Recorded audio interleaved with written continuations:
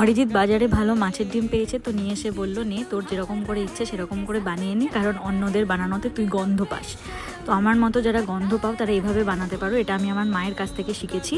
মাছের ডিমটাকে গরম জলে ভালো করে ভাপিয়ে নিয়ে তারপর ঠান্ডা হওয়ার পরে পেঁয়াজ কুচি, লঙ্কা কুচি, নুন, মিষ্টি, হলুদ, লঙ্কার গুঁড়ো, জিরে গুঁড়ো, ধনে গুঁড়ো দিয়ে ভালো করে মেখে নিতে হবে। দেন তো এটাকে গরম তেলে দিয়ে দুপিট ভালো মতো করে ভেজে নিলেই বড়া রেডি।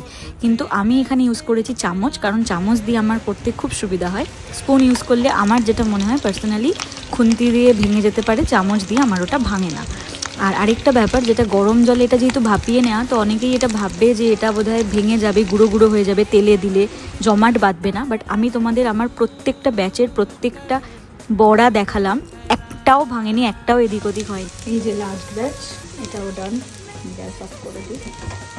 আর টেস্ট আশা করি দেখেই বুঝতে পারছো যে কতটা কুড়মুড়ে আর টেস্টি হয়েছে। তোমরা একবার ট্রাই করে দেখতে পারো।